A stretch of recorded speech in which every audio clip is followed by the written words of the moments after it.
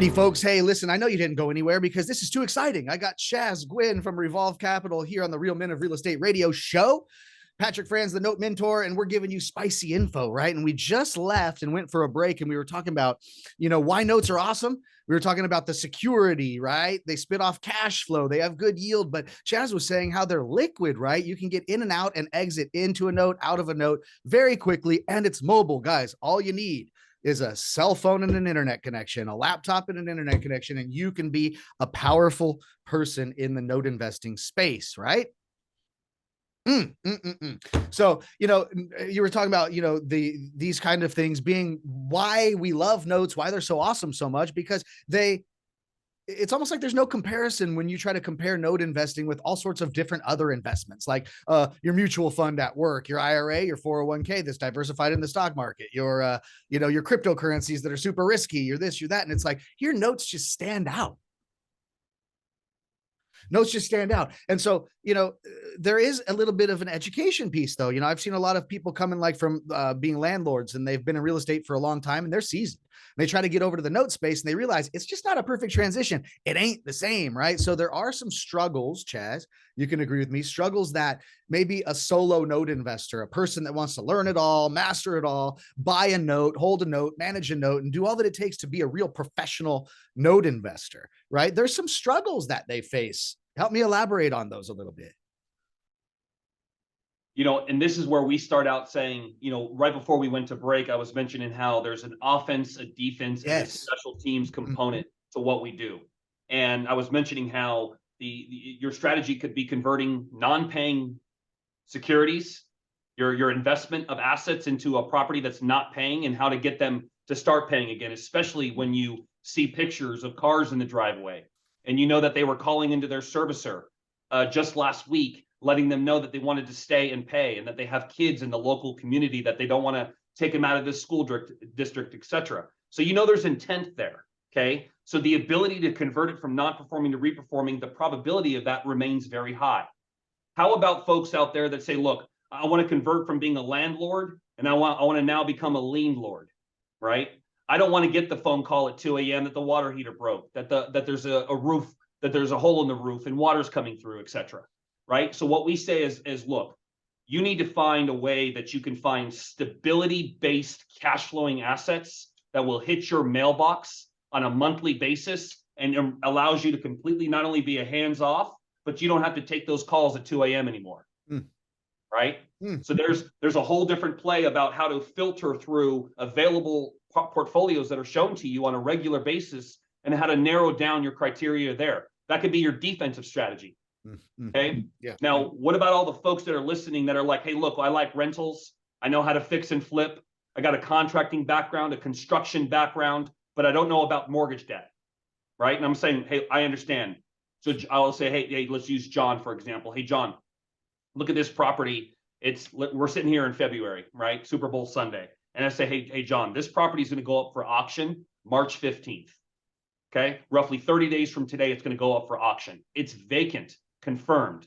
The homeowner who lived in it now lives in Jacksonville. I know it's in Texas, but they're now in Jacksonville. Okay. We can verify that. So all you need to do is hold the paper, work with your attorney to finish the auction in 30 days from now. And then the deed is going to go out of the prior seller's name and into your name, and you need to get it recorded and then start your fix and flip process. They're like, what? Right? This is a whole new world that we are trying to consistently unveil, that I can't believe 15 years later now, we're still having to unveil it the way we are. So this is why you're probably hearing a bit of excitement and journey that we see afford of us in 2023. Why, Patrick? Is because inflation, rising rates, value softening are all headwinds for distressed folks to be able to double down on how much more market and properties we're about to buy. So market share is about to be taken here in 2023. And more banks and more lenders are going to be shedding more product this year and next year than we've seen in 2022 and 21. And we'll talk a little bit about that as to why. Yeah. We're going to get into that here, folks, a little later in this show. Again, don't go anywhere, right? I mean, we still have some plans to talk about market conditions, the future opportunity of this note investing world, and why you want to get into it. But, it's the struggles, It really is. It's like, look, you're going to get into a new asset class called mortgage note investing, and there's a whole lot to learn. All different new set of terminology, rules, laws, debt collection practices. There's all so many different things, right? I mean, how to work with your servicing company. And it's just, some of this is going to be so foreign to you, right? So here's the first struggle I see, right, Chaz, is that for somebody to become a solo note investor, I call them solo because you're buying notes with your own money and managing those notes in your portfolio, right? You're doing everything yourself. And first, you got to learn all about the asset class. Does that take a while? Does it cost some money? Do you have to pay some mentors? You got to get some coaching? Heck yes. Because you want to get the education piece and the confusion out of the way, right? Out of the way so you can take action. But, then, gosh, guys, when you're buying a note, you got to go and look at hundreds of notes to siphon some down that fit your buy profile. You got to make offers and negotiate the thing with the seller. You got to know how to buy it, do the transfer docs. You got to know asset management. You got to know exit strategies. You got to know legalities. And so it's like, my goodness, can we call those struggles? Now, can they be easily overcome? And can somebody really get all this done and become a pro? Absolutely. Right. We both teach people how to become pros at this, and we love them because we literally end up coaching and training future colleagues. Right. Chaz knew me when I didn't know much about the business. Now I've just turned into a colleague of Chaz, and now we can do business together. Right. And so people say, oh, you're going to train your competitors. No, we're not. We're training our colleagues and people we're going to do future business with. And so there's a lot of struggles with that, And so, when we talk about being a solo note investor, guys, I strongly push you guys to consider going towards that, right? I mean, we're talking about it being better in most ways than being a landlord, better in most ways than hustling, better in most ways for passive lifestyle, so on. Notes achieve all that, right? But there's also folks, man, that Chaz, they run an orthodontics practice and they are busy. They're opening the doors in the morning, shutting the doors at night. They're working 6 days a week. They got this, I got kids. And there's some people, they're just not, even if they wanted to, they're just not going to go through the struggle. They're not going to take the time to educate. They're not going to go through the classes to become a pro. So then we say, well, there's these things called funds. I remember being a young kid when I heard the term hedge fund. I thought that was just the rich people in the movies, hedge fund managers, rich people in the movies with the yachts, right? But it's not that way, guys. A fund is just a pool of OPM, other people's money, that requires a very good management team in charge of that money that can create profit for the investors. And that's what Revolve Capital does, right? They're famous for it. Been doing it since 2008. They're no strangers to the game. How can we describe to the listeners what it looks like, in comparison? Help me out here. What does it look like for somebody, they want to be a note investor on their own and they want to buy notes on their own, or they go, hey, look, maybe I just want to invest my money into some fund like Revolve Capital and trust the team that's been doing it forever and their experiences and their connections and everything, and be more passive. How does the two differences, what does that look like difference wise? Yeah, Patrick, when you're a newer incoming solo investor, whether you have a substantial net worth to put to work or whether you're looking to put a couple $100,000 to work, right? What you're going to find is one of the biggest struggles or hurdles is to be able to find consistent inroads for product. This is a newer asset class for you. You are getting educated in understanding how to put proper vendors and third parties in place so you can be able to run an efficient hub and spoke model. And to be able to do this as efficiently and box checking as you can. So for us, we're a very big systems oriented company. We have not only good people, processes, and systems.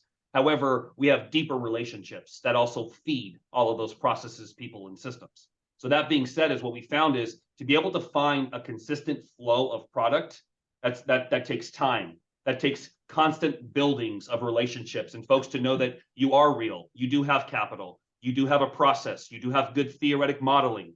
You do have backing to your ability to show up quarter after quarter to take down product. Yeah. That is what sellers are looking for. They're not looking for one-offs and folks who just do one transaction a year and they don't see you to the next year. So that's a part of a struggle I see for some solo investors getting into the space. Yeah. And because of that struggle, it does cause a bit of frustration and a little bit of disenchantment from wanting to scale the business. And that's why we say, look, we came to market with the Icaria Fund. And my whole career, I've been raising institutional family office, high net worth capital, 50, 75, 100 million blocks traditionally at a time. I have yet to come to market with the fund that allows your doctors, your orthodontists, your attorneys, your stay-at-home moms, whomever it may be, to say, look, why don't we start building not only our relationship in a much more closer fashion, but why don't you come and take advantage of our track record for the last 15 years? Our ability, our inroads to these sellers and tier one sellers. Tier one sellers is what we would deem as folks that are potentially in your wallet as an ATM card. They are a major known household name when it comes to the banking system. We also are an approved, vetted client and buyer with Fannie, Freddie, and HUD.